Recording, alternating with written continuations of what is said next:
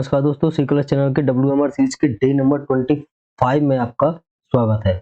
अब दोस्तों जैसे कि हम हर वीक मार्केट का एनालिसिस करते हैं, तो इस हफ्ते भी देखते हैं कि मार्केट में क्या हुआ और नेक्स्ट वीक में क्या हो सकता है, वो अपना प्रेडिक्ट करने की कोशिश करेंगे अपनी एनालिसिस के हिसाब से।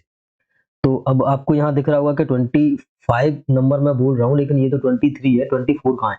तो अगर 24 वाला वीडियो आपको देखना है तो वो लाइव में दिखेगा। मैंने एक्चुअली वो लाइव रिकॉर्ड करके यहाँ पे डाला था, तो अब इसको देख सकते हैं। रियल्टी एंड ऑटो सेक्टर में अब क्या करें, ये वाला सीरीज था, इसमें देखेंगे तो आपको समझ में आएगा कि देखिए डीएलएफ एंड टीवीएस मोटर दो स्टॉक के भी नाम लिखे थे, और उन दोनों को हम इस बार इस हफ्ते देखेंगे कि दोनों में कितना हमें प्रॉफिट या लॉस हुआ, वो भी उनको चेक करेंगे। तो सीधे चार्ट पे चलते हैं। चार्ट पे सबसे पहले हम आज थोड़ा गला खराब है मेरा, तो आवाज थोड़ा आपको दबा दबा लगेगा। सीधे हम पहले पुराने स्टॉक्स को देख लेते हैं। डीएलएफ अगर पिछले हफ्ते इस हफ्ते का देखेंगे तो लगभग लगभग 2% अप ही है। और अभी भी देखिए हमने ये जो रिकमेंड किया था डीएलएफ लगभग लगभग 530 के आसपास से रिकमेंड किया था, और 606 आज का है। और मैंने इसमें पर्सनली पोजीशन बनाई हुआ था, और थोड़ा सा यहाँ पे मैं आज अगर इसने लो को इसके आसपास गया था तो हल्का फुल्का मैंने प्रॉफिट बुक किया, लेकिन अभी भी मैं इसमें बना हुआ हूँ। और अगर आपने भी अपनी पोजीशन इसमें बना रखी है, हमारी वीडियो देख के अगर आप कुछ भी प्रॉफिट कर रहे हैं अपना, तो वो आपका पैसा है, आप उसको अच्छे से मैनेज कर सकते हैं। मुझसे जो हेल्प होगी मैं वो कर रहा हूँ। तो अगर डीएलएफ में किसी की पोजीशन है तो अभी भी पूरा होल्ड करने की मेरी उसमें राय रहेगी, क्योंकि अभी भी डीएलएफ में कोई भी चार्ट पैटर्न खराब नहीं हुआ है। बल्कि यहाँ से सिर्फ पहला टारगेट आया, दूसरा टारगेट 650 653 के आसपास का है, वो भी आने की संभावना है। ये 616 यानी कि इस लेवल के आसपास है, थोड़ा रेजिस्टेंस ले सकता है, जो फिबोनाची 1 नंबर का रेट यहाँ दिखेगा। उसके बाद आगे मूवमेंट देखेंगे इसका कैसा होता है। और अभी हम टीवीएस मोटर को भी देख लेते हैं। टीवीएस मोटर में जो हमने पिछले हफ्ते किया था, वो भी लगभग लगभग 2% के ऊपर प्लस है, यानी कि दोनों पे हम लगभग एक अपने 2% के ऊपर अभी भी प्लस खड़े हैं। और दोनों चार्ट में किसी में भी अभी सेल साइड का सिग्नल नहीं आया, यानी कि अभी हम बने रह सकते हैं। तो डिस्क्लेमर मेरा है कि दोस्तों, अगर आप मेरे वीडियो देख के या मेरे कहने पे कोई भी स्टॉक बाय या सेल करते हैं, तो उसमें जो भी प्रॉफिट या लॉस होगा वो आपका होगा। मेरा कोई रिकमेंडेशन नहीं है, मैं अपनी एनालिसिस के हिसाब से आपको बताने की कोशिश करता हूँ कि इस सेक्टर या ये स्टॉक मुझे क्यों अच्छा लग रहा है, और इसमें क्यों हम अपनी पोजीशन बना सकते हैं। आप चाहें तो पेपर ट्रेडिंग कर सकते हैं, आप चाहें तो ले सकते हैं, जिससे लेकिन आपका जो भी रिस्क होगा उसको हिसाब से आप रिस्क को मेंटेन करके अपना रिस्क एडवाइजर से अपना रिस्क एडवाइजर को सजेशन लेके तभी आप अपनी पोजीशन को ऐड करें। चलिए, तो सीधे आगे के इस हफ्ते में क्या हो सकता है वो सारी चीजों को हम चेक करते हैं। ये यहाँ पे हमारे सारी वीडियोस पड़े हैं। चैनल को अगर आपने सब्सक्राइब नहीं किया तो सब्सक्राइब कर ले। सारी वीडियोस आपको यहाँ दिखेंगे, प्लेलिस्ट भी आपको दिखेगी। तो अगर आपको कुछ टेक्निकल सीखना है तो हमारे प्लेलिस्ट में आप जाएं, वहां पे आपको पूरी प्लेलिस्ट मिल जाएगी टेक्निकल की। अब सीधे निफ्टी का चार्ट देखते हैं। सबसे पहले हम निफ्टी में अभी भी सब ठीक है, लेकिन ये वीकली 60 को क्रॉस नहीं किया, यानी कि बहुत अच्छा होने की अभी भी चांस नहीं है कि बहुत सब कुछ ठीक हो गया है, वो नहीं कह सकते हैं। तो अभी साइडवेज फॉर्म में चल रहा है मार्केट। अगर डेली को देखेंगे तो एक बॉटम टाइप का बनाया, यहाँ बॉटम बना, फिर स्विंग यहाँ बनाया, फिर ऊपर से देखिए फिर एक और स्विंग बनने की कोशिश कर रहे हैं। अब यहाँ पे इसको स्विंग बनाना चाहिए। अगर अगले हफ्ते में ये लो नहीं टूटता है और इसके ऊपर निकल जाता है, तो मान के चलिएगा कि अब हायर हायर हाई और आपके हायर लोज बनते चले गए, और निफ्टी फिर से मार्केट पूरा आपका अप ट्रेंड में शुरू हो गया। जैसे यहाँ से कंफर्मेशन मिल चुका है, अब इसको बस ये अब हमारा जो बॉटम रहेगा वो स्टॉप लॉस लगा सकते हैं बड़ा, अगर आपको लंबा रखना है तो। बाकी आप इसको ट्रेल कर सकते हैं, लेकिन ये मेरे हिसाब से इस लो को भी नहीं तोड़ना चाहिए, क्योंकि ये जो गैप है, अगर ये गैप फिल किया तो फिर एक और नीचे गैप है, ये भी गैप फिल हो सकता है। तो मंडे को देखते हैं, अगर इसके ऊपर जाता है तो निफ्टी और अच्छा हो जाएगा पूरा मार्केट। ऐसा ही बैंक निफ्टी में लगभग कुछ पैटर्न बनेगा।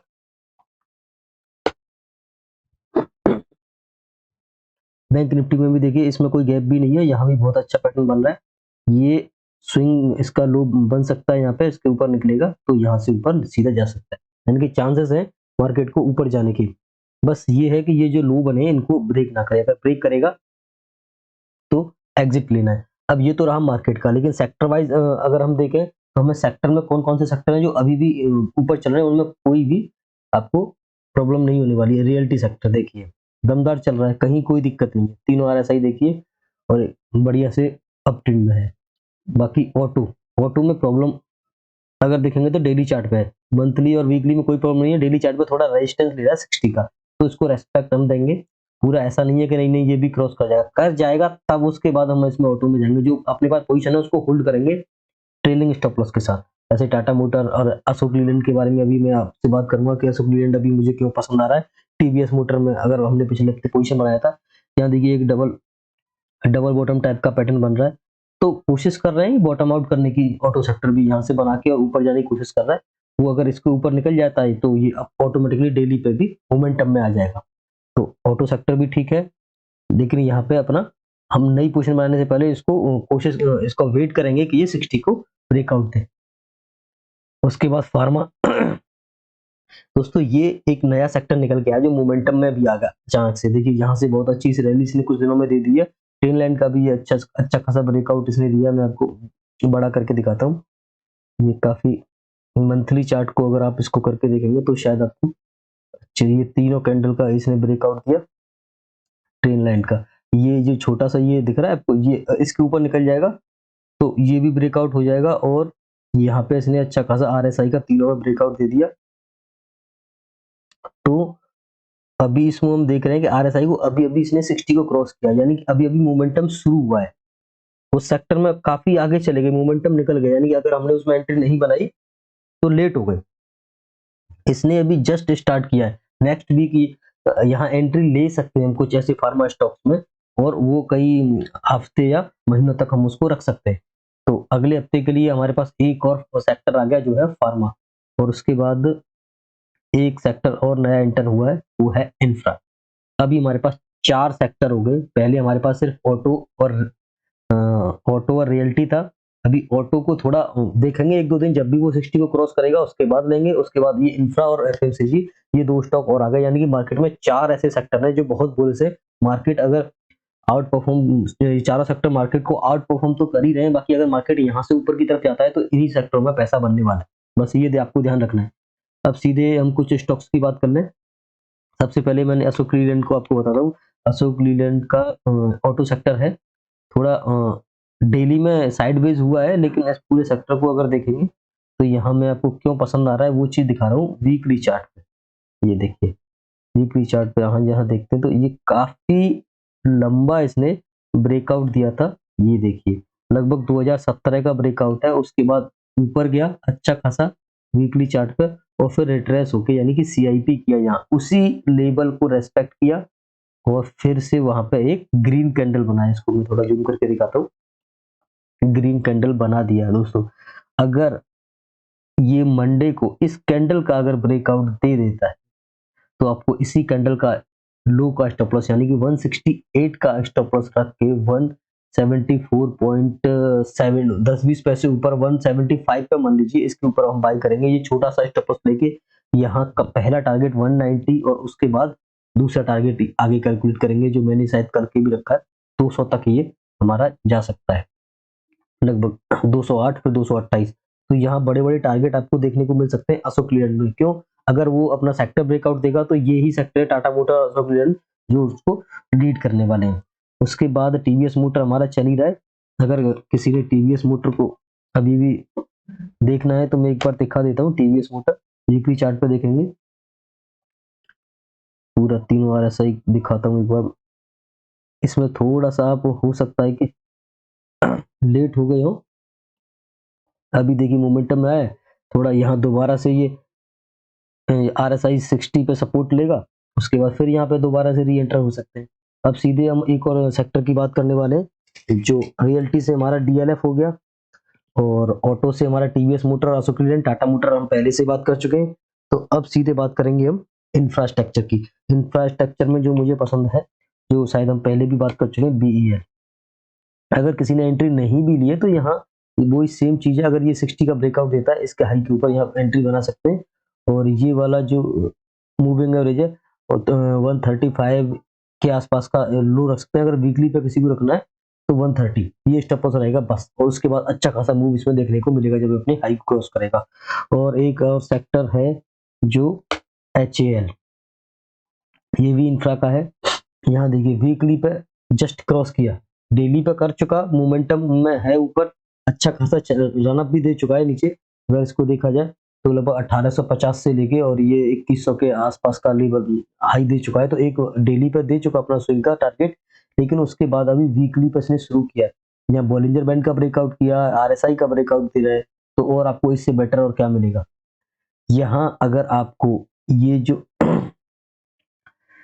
1900, ये जो लो है 1900 के आसपास का स्टॉप लॉस रखिए और इसके हाई के ऊपर यहाँ पे ब्रेकआउट जब भी करेगा ये अगले हफ्ते में, तब आप इसको बाई कर सकते हैं। और अगर आपको जल्दी लेना है तो थोड़ा सा ये रिट्रेस होता है, यानी कि इस कैंडल का आप ये जो पीछे वाला कैंडल है इसका स्टॉप लॉस रख के, और जब भी इसके लो के आसपास आता है, जो डेली कैंडल है इसके आसपास 2000 के आसपास के लेवल थोड़ा सा रिट्रेस होकर मिलते हैं तो आप ले सकते हैं। बाकी मेरे हिसाब से अगर स्टॉप लॉस आपको रखना है तो लगभग 1900 के आसपास का रखिए। इसमें आप लंबी मतलब एक पोजिशनल ट्रेड बना सकते हैं जो आपको बड़ा प्रॉफिट दे सकती है। तो ये आपका इंफ्रा का हो गया। और मुझे एक और सेक्टर जो हमने अभी आइडेंटिफाई किया था, फार्मा। फार्मा में भी काफी अच्छी अभी शुरुआत हो रही है, तो वो भी आपको अच्छे से पैसा कमा के दे सकता है। जिसमें सबसे अच्छा मुझे स्टॉक उसमें पसंद आया था, ग्लेनमार्क फार्मा। दोस्तों ये स्टॉक्स मैं वो बताता हूँ जो मुझे अच्छे लगते हैं पर्सनली, जिनमें मैं चाहता हूँ कि अगर मैं ट्रेड लूंगा तो ऐसे स्टॉक्स में ट्रेड लूंगा। ये कप पैटर्न है, 2017 का कप है, यहाँ मैं आपको दिखा दे रहा हूँ।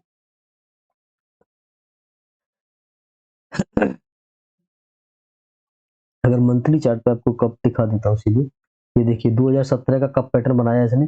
हम कप का ब्रेकआउट कैसे लेते, ये जो लिखा, इसका अगर टारगेट आप कैलकुलेट करोगे तो सीधे सीधे टारगेट कैलकुलेट करने का, किसी भी कप का टारगेट कैलकुलेट करने का सीधा सा फंडा है कि जितनी उसकी ये लेंथ है बस उसको उठा के ऊपर रख दीजिए। लगभग लगभग यहाँ से अगर देखेंगे तो, एक मिनट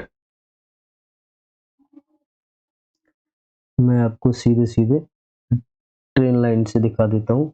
ये जो भी इसकी लेंथ होगी,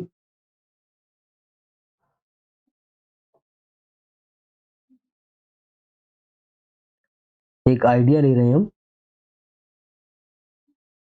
एक मिनट, ये मैंने एक्सटेंड कर रखा है, इसको मैं हटा दे रहा हूँ।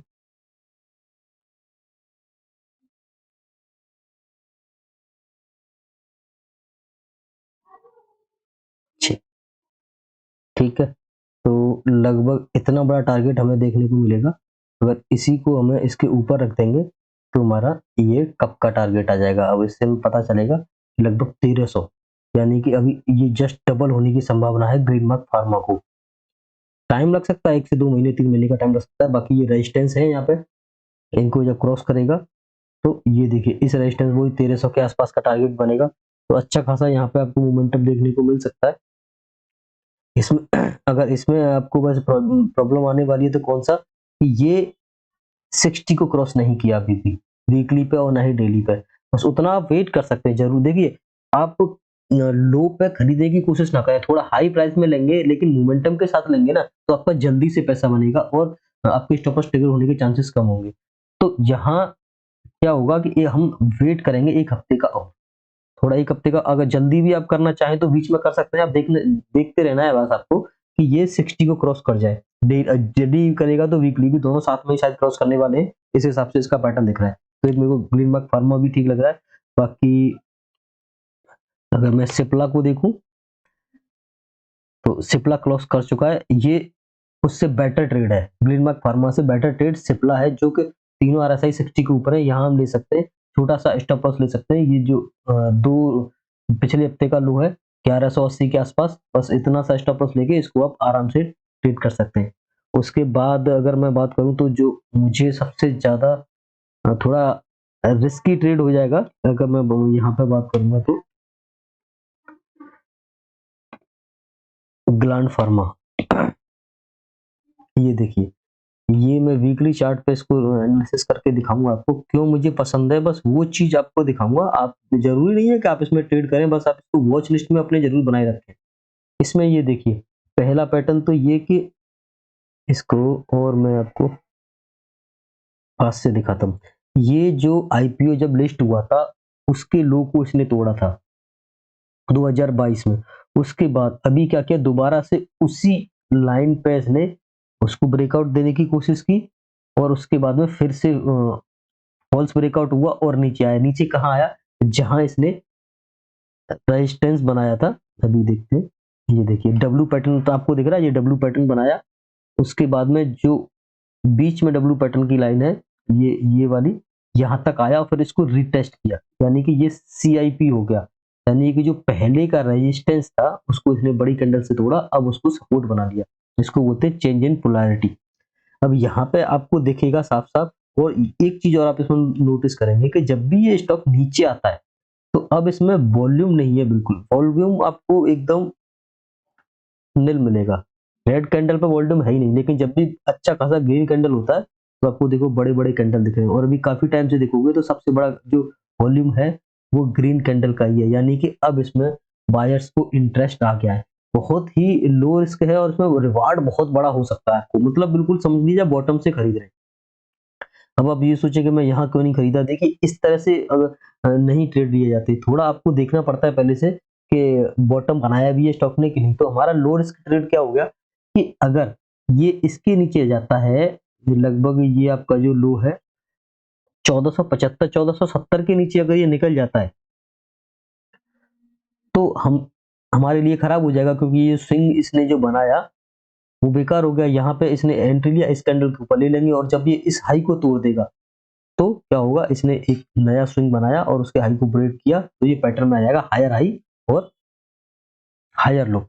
आपका ये अप ट्रेंड में आ जाएगा। उसके बाद ये सीधे सीधे आप ऐसे टारगेट कैलकुलेट कर सकते हैं। पहला टारगेट आपका इस स्विंग का मिलेगा, दूसरा टारगेट आपको इस स्विंग का मिलेगा और इसमें अपने ट्रेलिंग स्टॉप लॉस के साथ रखते जाइए और देखिए कितने अच्छे अच्छे आपको टारगेट मिलेंगे। यानी कि ये स्टॉक आपका एक बेस्ट ट्रेड हो सकता है फार्मा सेक्टर का। तो हाई रिस्क है, अगर आप पोजीशन बनाएं तो अपने ध्यान से बहुत अच्छे से उसको मैनेज करें। बाकी मेरा कोई रिकमेंडेशन नहीं है, मैं फिर से बोल रहा हूँ, इसमें आपको लॉस भी हो सकता है, तो वो चीज आपको देखना है। बस ये मेरा खुद का एनालिसिस है, जो मुझे ठीक लगा वो मैं आपको देने की नॉलेज देने की कोशिश कर रहा हूँ। बाकी आप खुद से सारी चीजें देख सकते हैं और अपनी खुद की एनालिसिस कर सकते हैं। चलिए तो दोस्तों फिर अगले हफ्ते में देखते हैं मार्केट ने 60 को क्रॉस किया वीकली पे या नहीं किया, मार्केट मोमेंटम में आता है या दोबारा से फिर साइडवेज हो जाता है या उसी दोबारा लेवल को तोड़ता है या नीचे अपने एक और बॉटम बनाता है। तो ये नेक्स्ट वीक में हमें पता चलेगा। तब तब तक के लिए आप अपने पोर्टफोलियो को बचा के रखें, उसके केयर करें ठीक से और स्टॉप लॉस को हमेशा ट्रिल करके रखें जिससे आपको लॉस ज्यादा ना हो पाए। मिलते हैं नेक्स्ट वीडियो में, तब तक के लिए थैंक यू एंड जय हिंद।